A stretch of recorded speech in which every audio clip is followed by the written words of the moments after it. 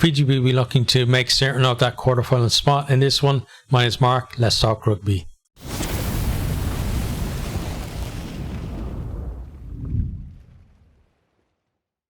Fiji v Portugal is at the Stadium de Toulouse in Toulouse. It's on Sunday, October 8th. Kickoff is 8 p.m. BST. This is world number 8 versus world number 16.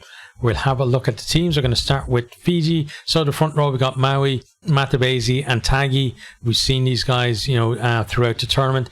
They've, been decent in some of the games. Other games, a little bit of struggles, especially, Matabese and the other hookers as well. The throwing into the line out has been a problem for them. Something they definitely need to sort out. But around the park, busy. Good carries, always looking to keep the ball alive as well. The second row, then we got Nasila Silla. Nasila Silla has been excellent. Real good standout for me for them so far. We got Maya Navu Nua as well next to him. I think they make a decent combination there. Back row we have Derenalagi, Bhatia and Mata. Bhatia and Mata, I think Bhatia is he's suffered a little bit by the interpretation at the breakdown for this Rugby World Cup, because we're used to seeing him, we have seen him get turnovers and win penalties, but we've seen him used to seeing him do even more of that. But there's times when it looks like he's genuinely over the ball, but then it's said that he's not supporting his weight, or another player hasn't rolled out of the way, preventing a contest there. But I think in this game we're going to see him get in there and be at his best. Got Bill Mata there as well at 8. He had an excellent season in the URC. He's continued that here. Want to see him on the ball a bit more, because we know he's devastating ball carrier as well. I think he will get a bit more ball, a bit more space to run into in this game as well.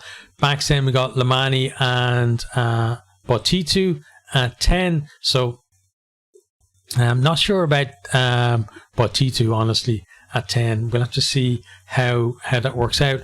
Left wing then we got Habosi. We've seen him kind of come in and out of the team. He's a guy who knows where the try line is, and I wouldn't be surprised if he finds it again in this one. Centres, we've got Tuisova and Neathalevu as well there, the captain. This has been a brilliant centre combination for me. Just again, getting that platform, if they can get their set piece right, I think these guys really are going to make hay while the sun is shining in this game. Then we've got Rabu Taumata as well on the right wing, and then Makala there at full back. Onto the bench then we have Ikani Verde, Ravai and Doge covering the front row. We've seen them come on and have impact as well, so hopefully again in this one. Then we have Sarika Daveta.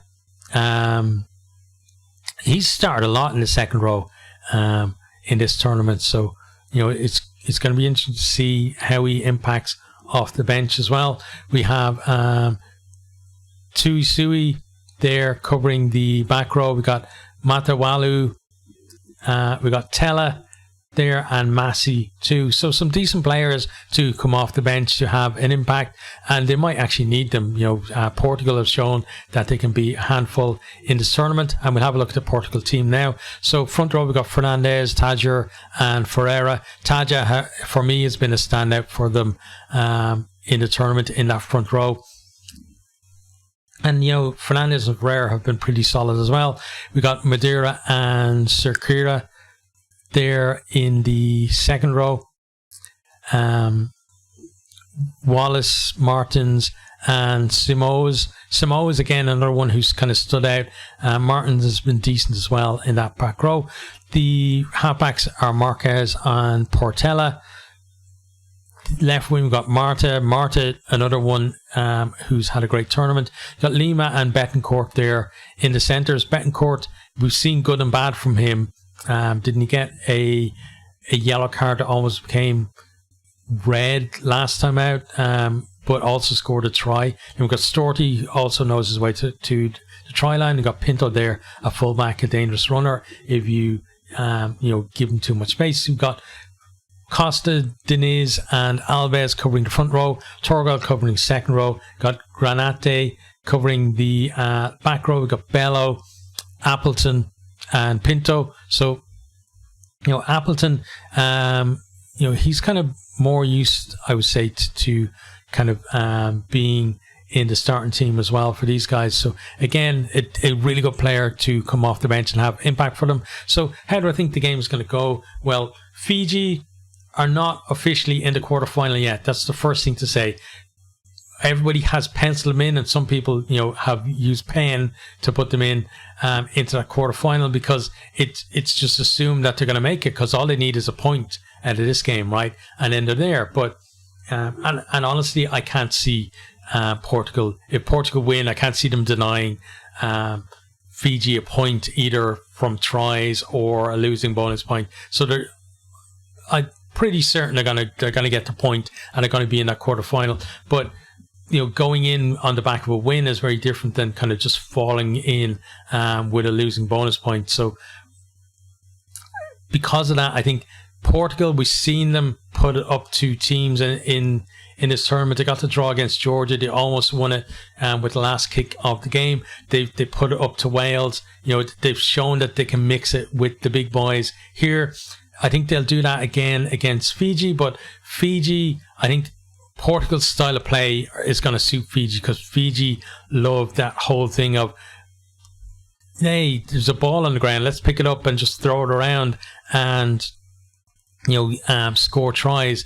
And I think that's what's going to happen, is that both teams are going to look to throw the ball around. It's going to be very entertaining. There are probably going to be a lot of mistakes as well in the game, lots of balls going to deck, but both teams trying to keep it alive and not let it go to, if they can, not let it go to the scrums. They're more going to want to, they're going to see a knock on by the opposition as an opportunity to exploit rather than a chance just to have a scrum and a rest.